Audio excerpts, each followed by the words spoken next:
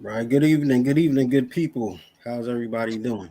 My brothers, what's happening? What's happening? What's happening? I want to What up? welcome everyone back to another episode of Soul Brothers on Godly View.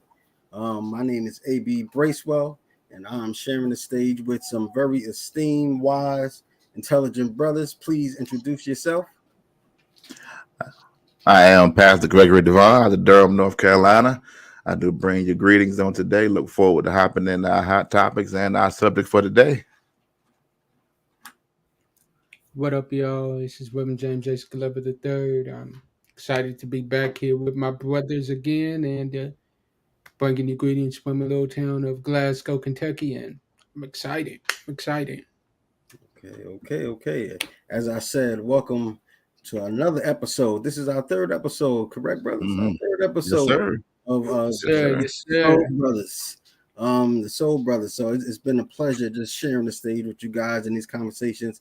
We've been having some very deep, intimate, transparent, and impactful conversations so far. Mm-hmm. I know today's not going to be any different.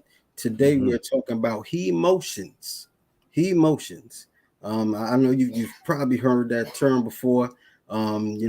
Basically referring to men and how we process, express, communicate, display our emotions. But Mm-hmm. before we get into the conversation, we have a couple of hot topics. We got a couple of hot topics, and well, if one of you brothers don't mind grabbing what the hot topics are, or which one of the hot topics were today, as I fiddle with my screen. But if one of you brothers have it up already, can you? What's the hot topic for this week?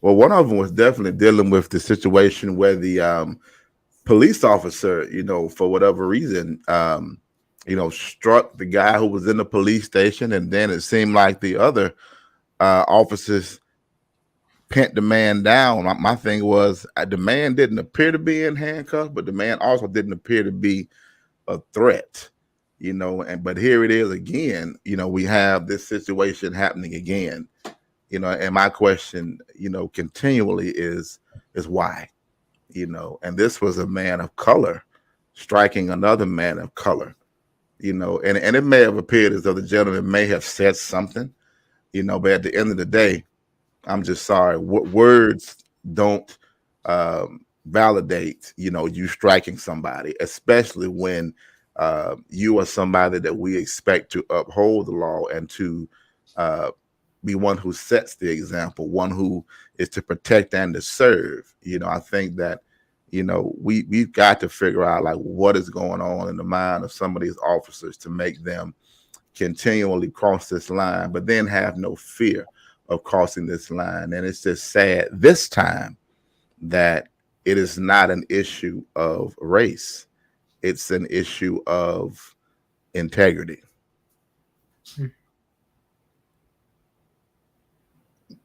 Yeah, I I saw the agree. video, man. I agree. I saw the video, and the sad thing is that when I first saw the video, the first thing Mhm. that came to my mind was, "Here we go again.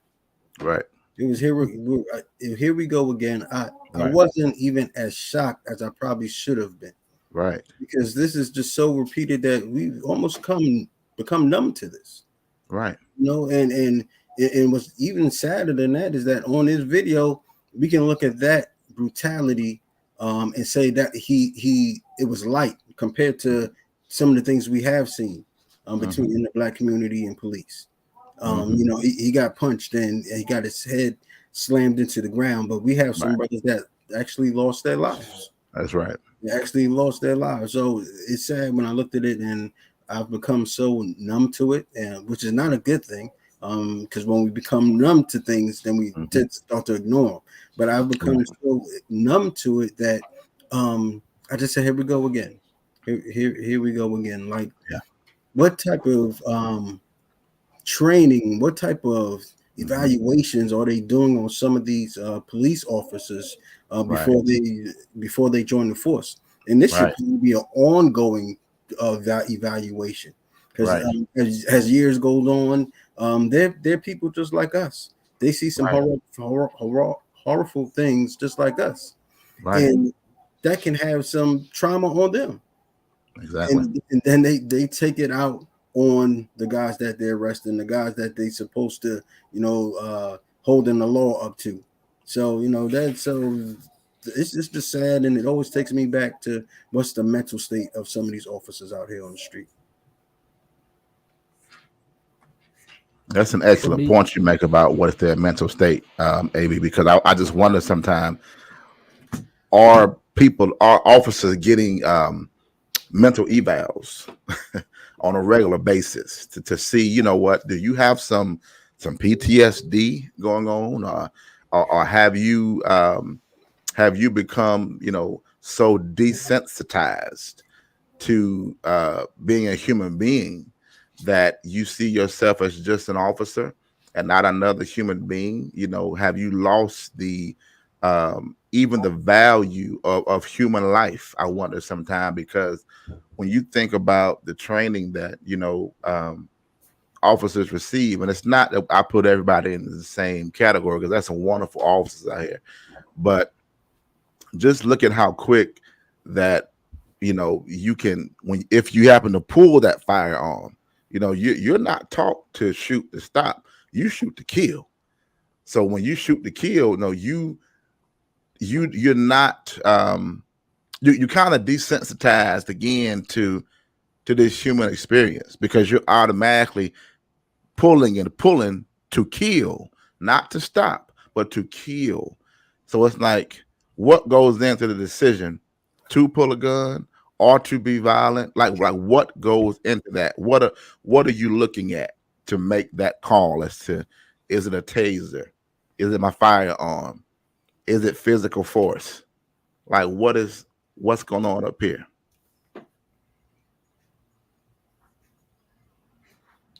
I guess my question would be, where's the morals? I mean, because to be honest, if you really look at it, anybody that does something like that to another human being, I don't care if you're black, white, brown, or yellow, it doesn't really matter. They are still a human being. Right. Anybody that does that to another human being obviously doesn't have much morals for themselves. And another thing that comes to my mind is abuse of power. Yeah. They're doing this because they're looking back at what so many other officers have been able to get away with. Right. Yeah, every once in a while, the officer might get arrested. However, when you really look at it, out of all of the times that we have seen black on black on our police brutality crimes, how many times are the officers really arrested? And And I I guess wondered my this too. I'm sorry. My fault. Sorry. my fault. But yeah, my last question I would say is, I don't care what that man said. When Yeah. are we gonna stop looking at a reason to blame the victim and start pointing the fingers at who the real problem is? Every time a crime happens, we are quick to point a finger at the victim with with Yeah. the one young brother. He was sleeping with the guy's ex-wife. With Mhm. another young brother, he was probably robbing a store. With Mhm. another young brother, he was doing this or he was doing that. When are we going to stop looking at the victim and try to find fault in the victim and really point our fingers at a corrupt police system? Yeah. Yeah. When you look across the country, no matter where you live, we can tell that this is not simply a problem in one community. It's a problem across the country. And I think that for whatever reason, us as people of color, when it happens, a black officer and a black person in custody, another question now has to be raised. Like, in our community, have we faced so much hurt that our officers of color, are they having some serious PTSD against the violence that we have faced as black people, that now we are turning on ourselves? You know what I'm saying? Like that. I mean, that is not just an issue in policing. That's an issue in the black community, period. You know what I'm saying? Like I'm not one of these who says that, black on black crime is the highest kind of crime, because it's not. At the end of the day, black on black crime is actually about proximity as opposed to race. Because again, blacks tend to live around blacks, whites live around whites. That's just the nature of the beast. So if you actually look at the numbers, black on black crime is no more a problem than white on white crime. Mm. But psychologically speaking, my question is, I wonder what is making us come after each other within the law, but also within, even in our own endeavors. Like, look at us within business.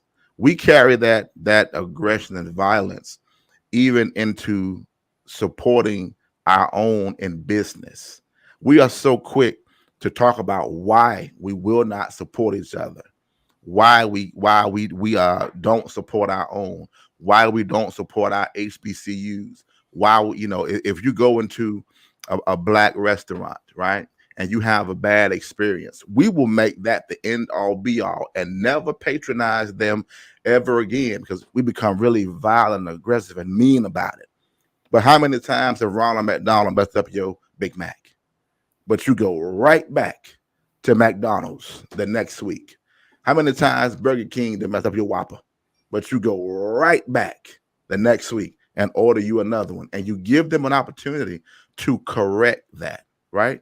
But when it concerns other things in our community, we are very violent towards one another in everything. I don't want to see you succeed because I feel like your success threatens my success. I Yeah. feel like you doing well threatens who I am. Mm. Like, we feel like that there's no room for us to grow as individuals, right?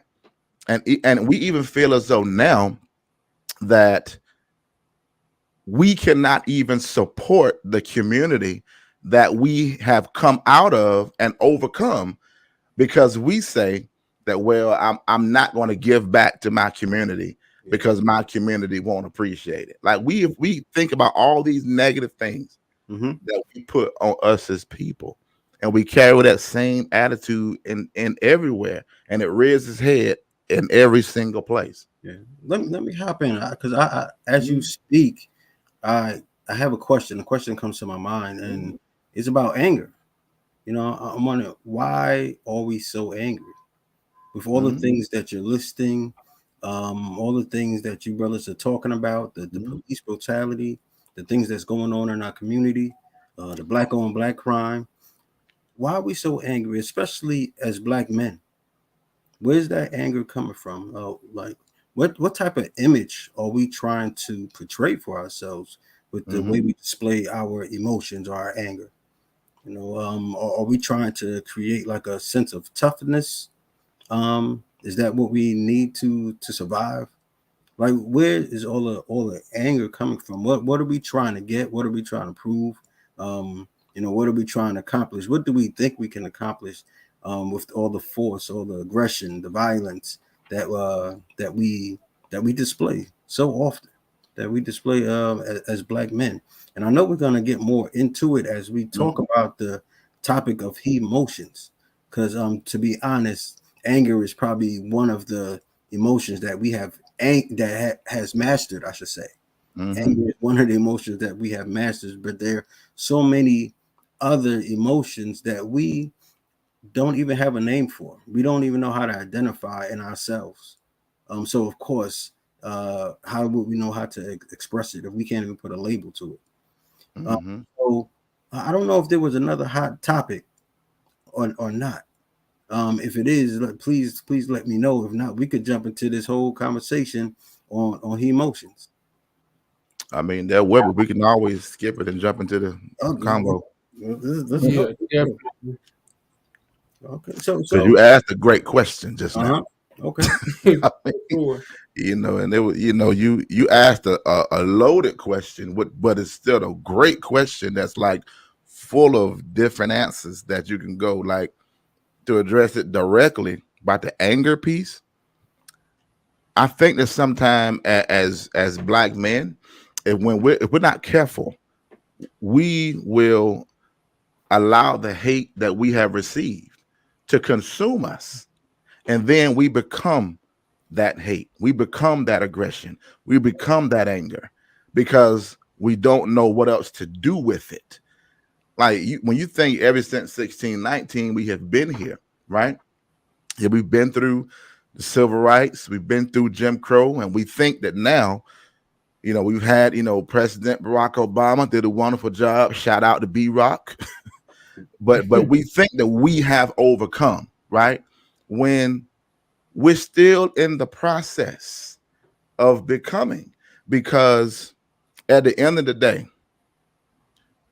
even though we've had all these successes, this generation is so far removed from that in their brains, because we had no dog in that fight in terms of having to put the blood, sweat, and tears in that, right? Generations behind us did that. So you got to think.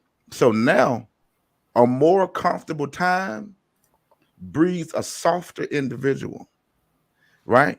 But if we're not careful in the process, so when we see injustice, either we're going to be desensitized to it, or we're going to be overly angry about it to the point where we don't think rationally. And now we begin to fight whomever. If I think anything or anyone is opposing my success, whether you black, white, whomever, man, woman, boy, girl, we begin to lash out. Look at the places where a lot of black men are angry. It's everywhere. Angry on the job, angry in the church, angry with your baby's mother, angry with your children, angry with your wife. Why? Because anger and aggression have been the only really two emotions that we have been made to feel like, well, it's okay, right? Not that people are saying it's okay if you're angry. No, the expectation is for you to be angry. So if that's what we expect, then when you do it, then that's characterized as normal. So it's like that's what we're doing, is that we're operating in this, and then when we need to be vulnerable, or to say we're hurting, or to get to a point to say, this is why I'm angry, I don't know how to express that, because I have no experience in being vulnerable, because life has not afforded me the opportunity to talk in that manner, to exist in that vein, and to say I'm angry because of X, Y, and Z. I'm angry because I'm tired of seeing my brothers killed, oppressed. I'm angry because I don't see a way out of this. We don't know how to have that conversation. And I'm gonna land the play here. So this last thing, that becomes the place of our brokenness, is our inability to be vulnerable, and our inability to admit that I'm not okay.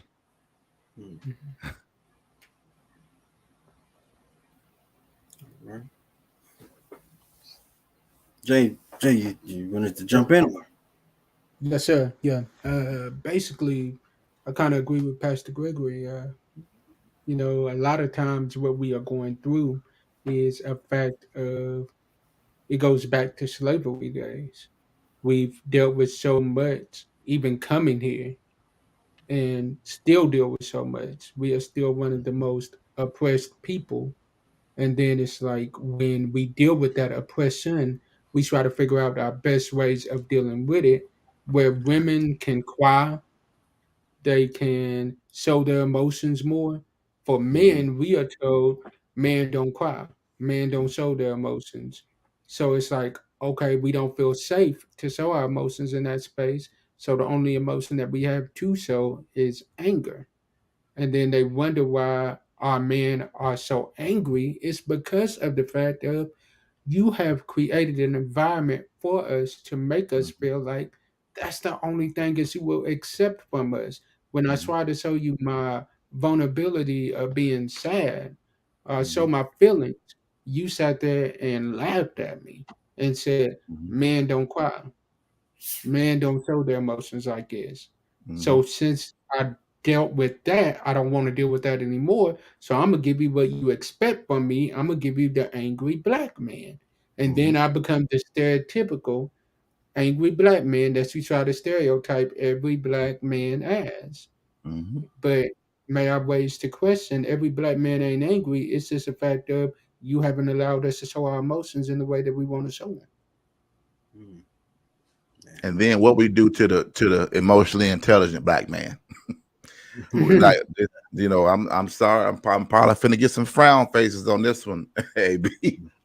listen, Oh But man, so the emotionally intelligent man that you prayed for, God, no. send me the emotionally intelligent man, a man who will listen, a man who will express himself. And here Come on. comes that man walking into your life. God says, boom, whoop, there it is.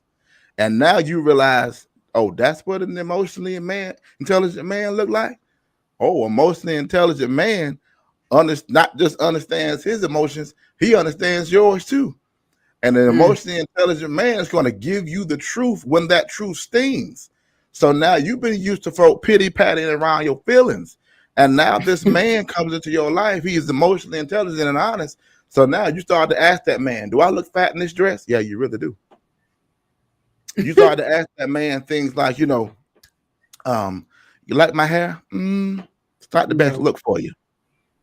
The emotion intelligent man is going to tell you, I don't really like that girlfriend of yours because she's not the greatest influence on you because of A, B, C, and D. And every time you're around her and you come back, you're different. And you're different like this. And then that poses a problem for me and you because she talks to her man like that. And then you come back here thinking that you can talk to me that way. And it's the problem. Or let's go the other route. You want the emotionally intelligent man. Well, if that man gives you too much of his vulnerability, now you call him weak and you call him soft. You said you Mm, wanted a man not to be so hard and not to be afraid to cry. Well, this man cried. Now you said he was weak. Now you said he cried too much. So now you criticized him at the point, but you said that's what you wanted. We want an emotionally intelligent man till that man comes into your life and you realize I've never heard a real man. I've never heard an emotional man, boy, intelligent man speak his truth and to be honest with me. And now I realize, oh, an emotionally intelligent individual, period, is a very secure person. And this person's idiosyncrasies might rub me the wrong way because they're going to speak the truth and I'm used to hearing it like this. They're giving it like this. Now I'm upset. So now it's like some men are faced with the reality that you don't want an emotionally intelligent man, or you don't want a man who will give you his truth, or a man who will talk and express himself. You want a man who will say what you're thinking in a masculine voice. A lot of women want a man that will speak out loud her thoughts in a masculine voice. And that sometimes is what makes women feel how they think they want to feel. Yeah. Because you have a lot of women who they'll say, well, yeah, a man is the head, but we the neck. Lies. Mm-mm. Lies. Lies. No, because you have this, I call it fake or false sense of thinking that, well, he's the head, but I can still control him because the neck turns the head. When actually it doesn't, because the neck does what the brain tell it to do. Yeah. You know what I'm saying? But that's another story. Pastor, let me Yeah, hop in, because now that you started talking about relationships and our emotions, I'm big on education and educating and helping people understand, especially more about men. So when we start to talk about men and emotions, what I think would be like real helpful for the people that's watching, even Yeah. for ourselves, can we talk about what and how we express our emotions as men, what it means, you know, how it might impact others, someone that we're in relationships, shape a relationship with, or it could be not only a relationship, it could be our children, it could be anyone. I think we're not fully understood how we express our emotions. The fact that we have to sometimes go into our cave and process emotions and then come back out. Personally, I personally don't have any issue with a man that processes his emotions in that way, as long as when you come back out, you have some results. As long as there's some change, as long as you're able to communicate better at that point, as long as you're able to really process and express your emotions, I have no problem with you going in the cave. What I do think is a big issue in relationships when it comes to men and our emotions is that we don't always communicate to the person that we're in a relationship with when we're going to the cave. We don't communicate how we process our emotions. We don't let them know that, you know, I'm isolating myself, or I'm stepping away just to think these things through, to actually feel it. Because and when we don't communicate that stuff, what usually happens? They usually start to blame themselves, because they want to know why we've pulled away. So they'll either blame themselves, or they'll feel guilty, and then of course they want to push for answers. So they almost will try to force you to talk when we go into our cave. Or if they don't try to force you to talk, and then the result might be they give you their silent treatment. Right. And it could have all been solved by us just communicating to our ladies, to the person that we're in a relationship with, is, hey, yes, I'm going away. I'm going into my cave, but it's a two-way ticket. It's not a one-way ticket. I'll be back. And then when I'll be back, we can talk about it. So let's talk about that. So maybe the ladies that's watching can understand, how do men communicate their emotions? How do we express it? How do we let it out? How would they know how we're feeling? You have to take that man at his word. We say that men don't communicate, but is that always really the truth? It's not. No. Sometimes men say more than we give them credit for, but the cave, as you speak, is not always a bad place to be. It's just that we do have to communicate when I'm going in that cave. Like somebody asking the question, well, how is the cave a good place to be? Because let's just go Bible for a minute. Jesus had to go in the cave. It was necessary, right? Not even just Jesus. Lazarus had to go in a cave. It was necessary. Look at Jonah. It wasn't a cave, but it was the belly of the fish, right? It was necessary. Now, all three of those situations, we would think look like demise, right? Because it got two graves, then we got the belly of a fish, right? Those are both dark places, and it's like, well, what's the point in that? The point is not demise, it's for development. Anything that goes into darkness oftentimes has to go in the darkness to come out a better version than when they went in, and the darkness was required. But it's not for anybody else to understand but the person that's going in. Now that's something that, again, back to the communication piece. Yes, as a man, I have to say that and admit that. But sometimes men are. We're admitting that we're saying that. And we're saying, you know what? Let me be and let me deal with this. Some women can't take that. But you have to realize that there are certain midnights and certain storms that God has designed for a man to have to go through. And you cannot help him with that. Other than, if you're married to him, just support him. Pray for him. You know what I'm saying? When he comes out, be there for him. Let him go through his divine destination. He has to go through this because, again, you think about photography, old school photography. You had to take a negative and go into a dark room and develop that negative. And that is what men are doing sometimes, is going into our dark places and developing ourselves. We're developing plans, developing strategies, developing ways that when we come out, okay, baby, so what we're going to do. Like, a man has to get away sometime to go through that. Now, the other side of that is that some men who fall into a dark place, and that's when we're unable to communicate. But it's not always intentional. It's because I fell. I've fallen. And the only thing that I'm aware of is the fact that I have fallen. I don't want to communicate this. Not because I'm mad at you. It's hard for me to talk about this. I lost my job. I made a bad investment. I lost some money. I made a bad decision that's getting ready to impact this family. Now it's hard for me to talk about that because it goes against my champion nature. Now this is the place that men, we don't have a lot of experience talking about this.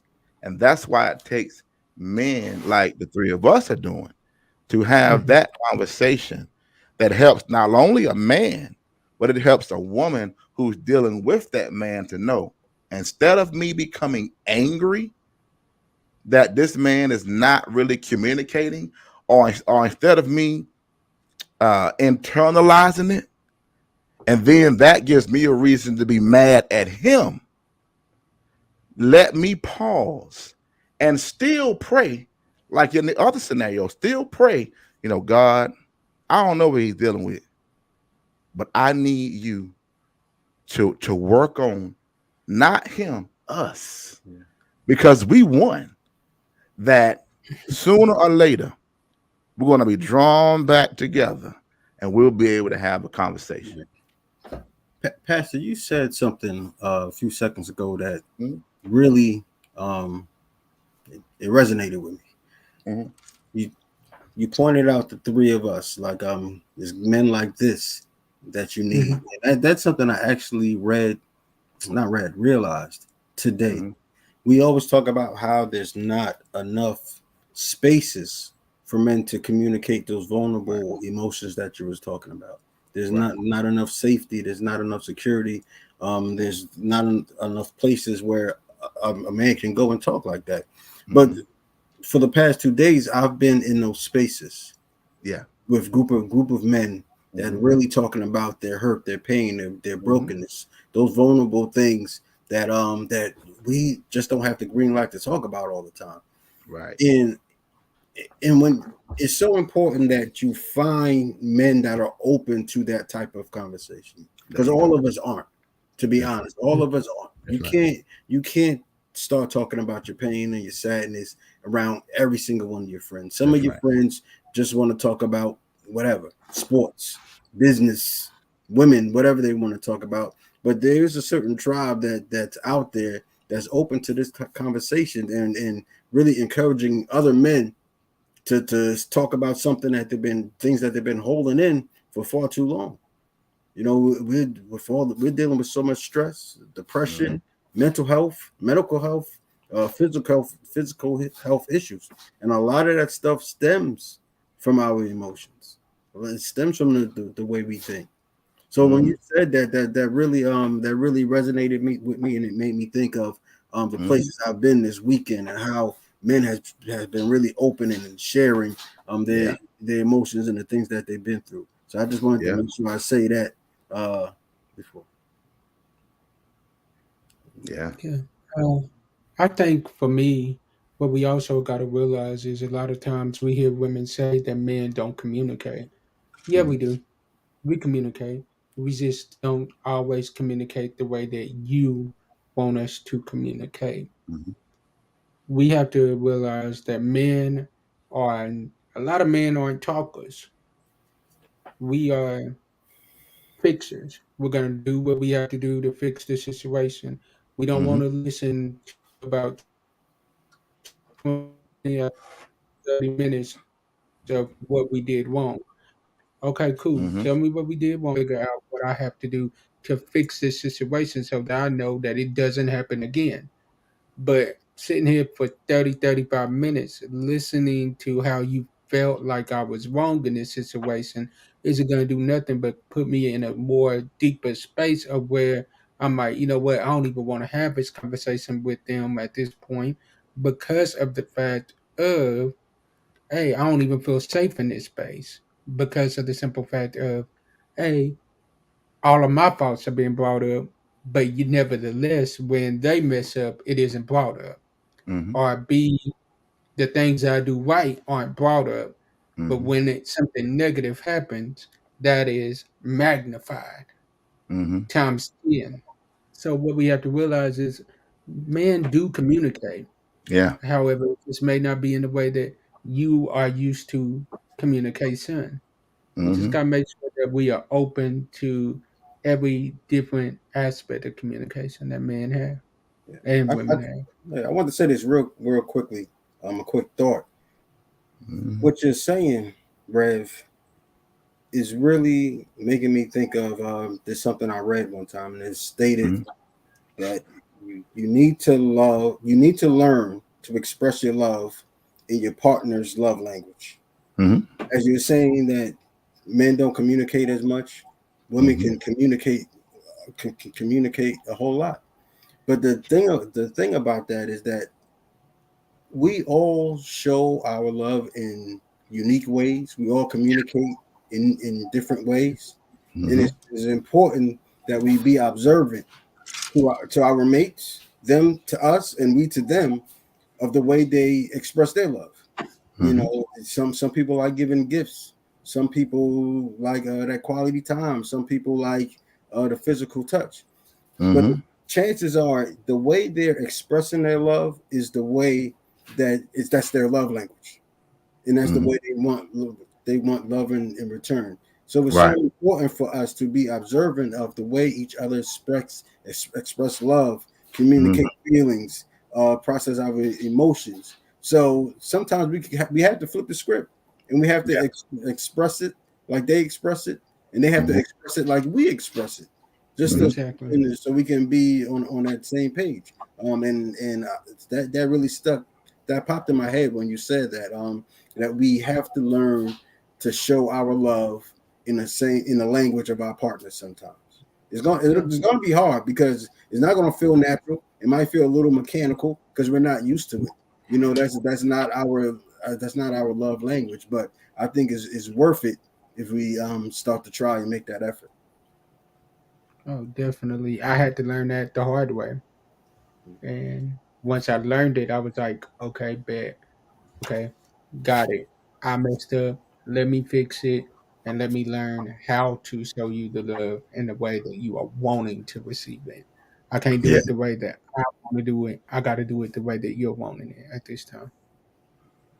And you talked about the other part of your question earlier, AB. I failed to address the part where you talked about with the whole helping women understand our emotions, right? When I mentioned the whole thing about when men go into isolation, sometimes that has to be interpreted a certain way so that a woman can understand not to take that personal. right? A man goes into isolation sometimes because he does not know how to be intimate, right? It is in those dark places sometimes. Like when Jesus went into the grave, right? And had to get with God the Father. Lazarus went into a dark place. Jesus ends up meeting him there. Jonah is in the belly of a fish, right? Which looked like detriment, but it's really for his development to have an encounter with God, right? That's sometimes that when a man goes into an isolated place, and he might be going in to escape the world, but all things work together for the good of those who love the Lord. That is the place that God will meet us sometime, because at the end of the day, throughout Scripture, God will create places of isolation for men to go into, that you can get rid of every distraction. And when you turn down the volume of life, now you can hear me better.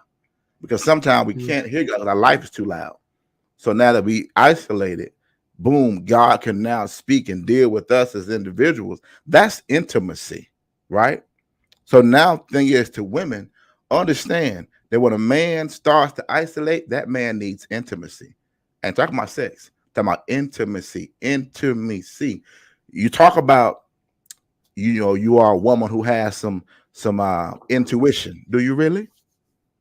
If your intuition was like that when that man went in that isolated place, then where's your discernment to realize that man needs intimacy? I need to make sure that I allow him to have some intimacy with him and I.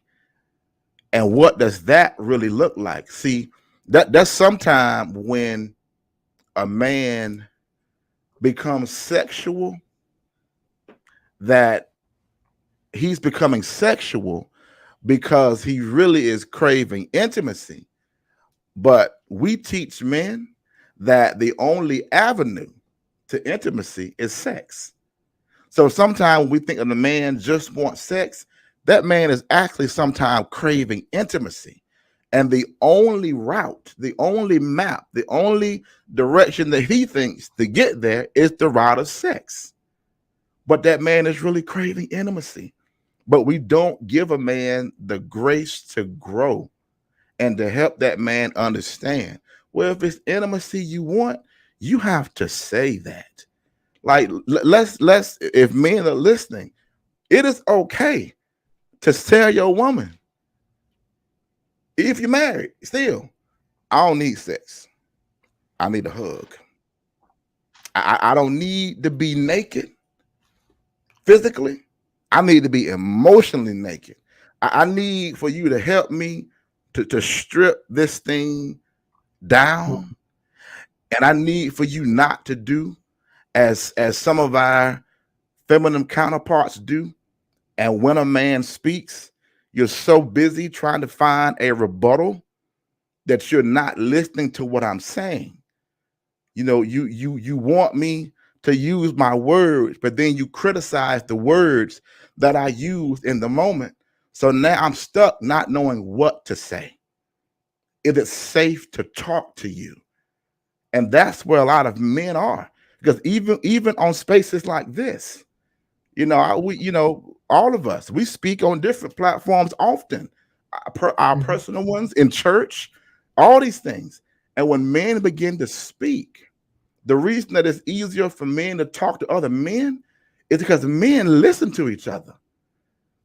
They can relate and they understand, man, if I don't let this brother, if I don't let James talk, I don't know who else gonna listen to him. If I don't let AB get it out to me, who else gonna listen to him? That's why we going to the barbershop, had that conversation. That's why we going to the bar and having that conversation. Because that bartender, not only is he listening to me, but then he's pouring my cup and filling me back up with something. Not advocating anybody getting drunk. I'm just keeping it 100. It's an exchange, right? And it's like, with you and your man, does he feel like it's a healthy exchange? If he does come to a place to where he starts to talk, Have you provided a safe space for him to speak? But see, when we say that, AB, now the question is, well, why I gotta provide a safe space? Just Yeah. talk. The same way you wanted a safe space. The same, I'll flip it. When a woman talks to a man, she wants him to be able to decipher if you should fix my problem or if you should understand my experience. We're gonna try to fix it, right? But we have to understand that there's some time when a woman don't want you to fix it. She wants you to listen and give her intimacy. Yeah. Because intimacy is truth, and intimacy is giving you something that I don't get nobody else. Likewise, we are the same. I wanted to hop in with another question. Sure. I had another thought. Like I said, this weekend, I've been surrounding myself with a lot of solid brothers. And today I went to this event called Letters to My Father. It's a group of men that wrote letters to their father. Some fathers are still living, some has passed away. But the whole idea of the program was to have men communicate their feelings, their thoughts, their experiences to their dad. And it was one that really resonated with me, because this one brother was talking about how he felt abandoned by his father, and how that abandonment, of him waiting for his dad to come pick him up, wouldn't show up, promised to pick him up, never come, week after week, and this feeling of abandonment and rejection set inside of him. And as a result, he took that feeling of abandonment into his relationships, where he could never truly trust a woman.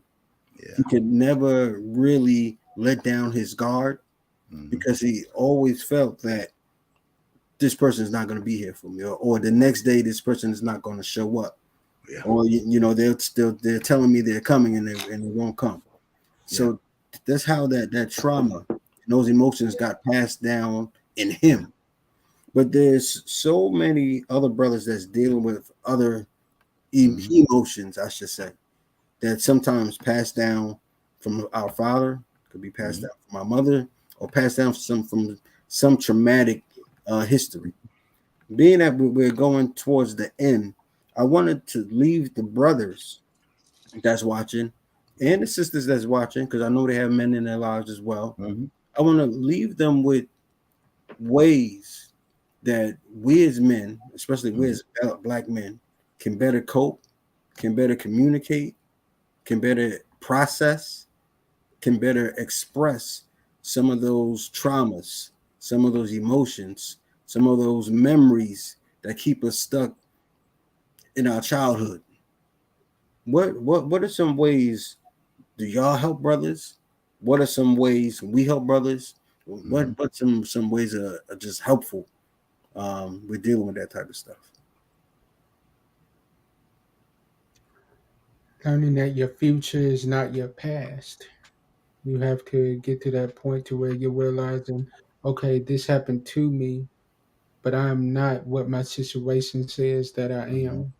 Yes, I may have been, that situation may have made me feel down at that moment. However, I have to look at what happened and how I've grown from that situation. Yeah, granted, it didn't feel good at that moment, but as the word says, everything that happens to you isn't for your good sometimes, but it's always, everything doesn't feel good all the time, but it's always going to be for your good in the end. Right. The the pit that Daniel was in didn't feel good to him. The jail that Joseph was in didn't feel good to him. The fire that the three Hebrew boys was in did not feel good to them. However, all three of those things ended up being for their good in the end. Yeah, the abuse that I suffered through your childhood, it wasn't good for you and it didn't feel good to you. But what it taught you is how to treat your spouse, how to treat your children. So it ended up working out good for you in the end. So sometimes the situations can grow us. I'll leave you with a phrase from The Lion King. The past can hurt, but you got two options. You can either run from it or you can run from it. The choice is up to you. Mm-hmm. You know, if we can stay in the vein of the Lion King, James, you know, Yes, sir. it was the great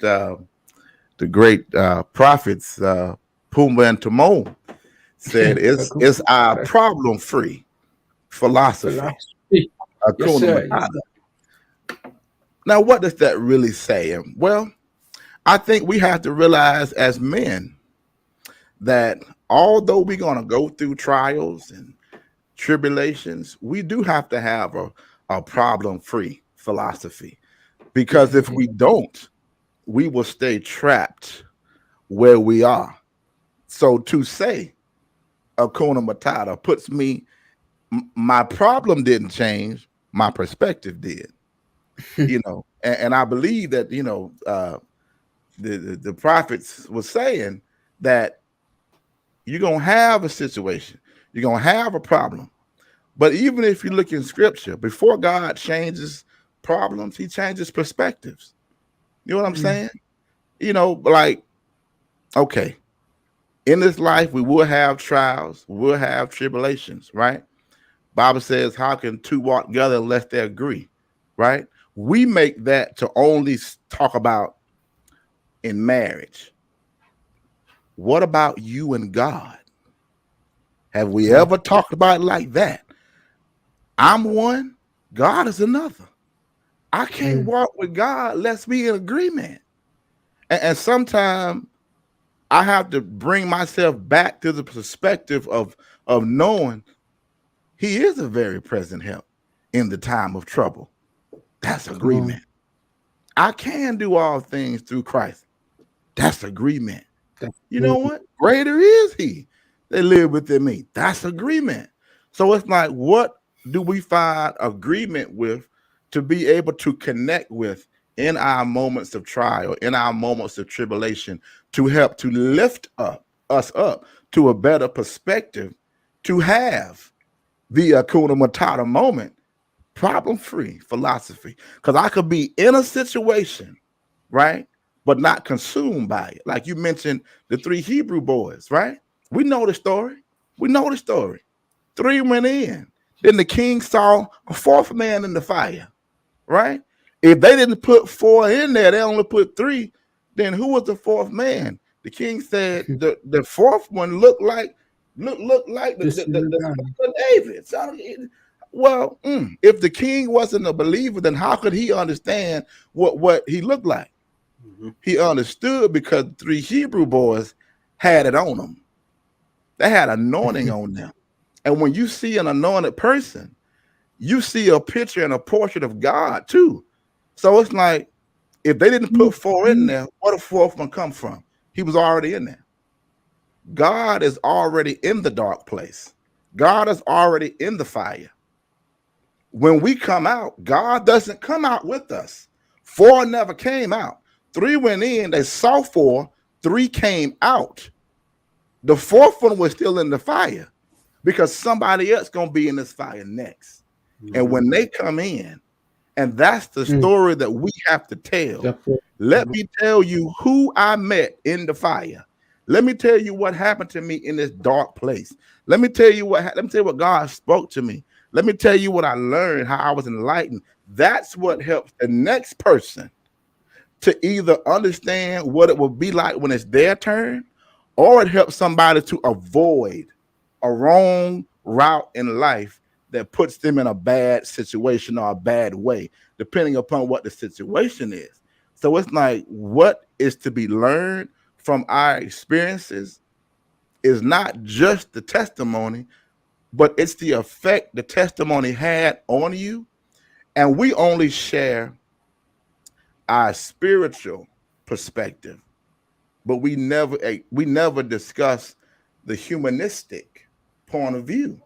Because the truth of the matter is, as a pastor, I have a responsibility to those who don't believe what I believe too. Yeah. And I have to be able to speak to you and to help you understand this very same divine story without being so churchy. Because see, let me tell you, it's my last thing, I promise. We've been in this pandemic, right? The churches has been empty. But let me tell you what's going to happen. It's about to be a whole wave of folk come back to the church that we ain't never seen. And how do we preach to these people who don't have a church background? They come from the streets. They come from life. They didn't grow up in the church. So if you think that take one step here, take two, gonna work for them, lies you tell. You got to be able to think and bring this thing down to a humanistic point of view and to explain this stuff from a practical standpoint to then elevate them up to the spiritual perspective. Yeah. I'm done. I know I'm about to get long. I feel see, and I'm sitting here thinking, I'm like, they got me with a reverend and a preacher. It's making me want to give a word, but I'm just a therapist. But maybe I could teach Sunday school or something like that. I don't have y'all can put me in a Sunday school. But I mean, what you guys said, it actually did connect with what I was thinking. I asked the question, what will we advise guys to do that's dealing with their emotions, have a hard time dealing with their emotions?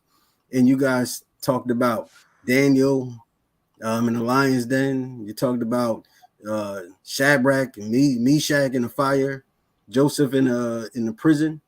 And one thing I started to realize about all those stories is that even though they were in a dark place, even though they was in pain, even though they was having hard times, they wasn't by themselves. They was with other men. They were with other group of men. And I think that's so important. If you're dealing with something, if you're struggling with something, is to find your community of men that can support you emotionally, mentally, even physically, medically, if that's the issue. We need to stop trying to do it alone. Stop trying to be an island. We need other brothers to help build us up. We need other brothers to talk to when we're feeling down. We need other brothers that we can turn to, that we can trust, that we can rely on and be vulnerable with. All those brothers that was in those dark places in the Bible, they always were with somebody. Even Daniel, he wasn't by himself. He was with an angel. Angel appeared. Nobody was by themselves. Come on, sir. Nobody try to carry it alone. And as men, that's what we try to do way too much. Mm-hmm. So my advice would be just find a community of some good brothers that you can be with. Yeah. You can open up to, that you can talk to, that you can cry with. And that won't judge you. That's right. That would be my advice. That's right. Find you a community of brothers. Any closing thoughts, or you guys want to share where people can find you individually? Of course, they can find us here every second and fourth Saturday of the month. As a team, the on the Godly View, the Soul Brothers. They can find us together every second and fourth Saturday at 6 p.m. Central Time, 7 p.m. Eastern Time. But where can the brothers find y'all? Where can the people find y'all individually? Because I know every one of you good brothers got your own platform as well. I can be found on all major platforms. My name, Gregory Devon. If you ever happen to be in the North Carolina area, feel free to connect with me in person. I throw events around the Triangle and geared toward in and outside of the church, geared towards bringing people together to converse about relationships, marriage, love, dating. I even would do a speed dating every now and again under the right settings. But you can find me again on social media with Facebook, Instagram, TikTok, Twitter, same name. I look forward to engaging you in thought. You don't have to be a Christian to engage me in conversation. I enjoy hearing. I can agree with you, or I can agree to disagree. Likewise, same you to me. I just believe that it's the exchange of ideas and the exchange of perspectives that makes the world go around. We can all learn something from each other. So Again, God bless you all who are watching, and I pray that something that one of the three of us has said, has hit you in your heart and made you think differently and to have a change in your personal life, maybe your relationship, or just give you information to share with somebody else. You can find me on all social media platforms under James H. Glover III. You can find me on Facebook on different shows that I do via Facebook Live and on YouTube. So it's always a pleasure to be back with the brothers and have a fire discussion. But even though y'all see us on the second and fourth Saturdays, we do have a fire producer that is behind the scenes that does a lot for us, that make sure that things go smoothly for us. So we want to give a shout out to our producer, Coach Janine Lamb. We want to give her a shout out. Me, she the bomb.com. Yeah, All right. she definitely is. All right. So And I guess I'm the host for the night. AB Bracewell. You can find me on Instagram, Ready for Relationship Consulting, or my other Instagram page, which is the Sexual Miseducation of Black Men. You can follow me on Facebook under AB Bracewell, or you can follow me on my website, or you can connect with me on my website, which is readyforrelationship.com. Brothers, once again, we had a great conversation, great discussion. I can't wait till second, fourth Saturday rolls around, so I can sit down with you brothers. So once again, we thanks for showing love. Everybody that was in a comment, that was logged on. Appreciate you. And I guess we're signing out. all right. So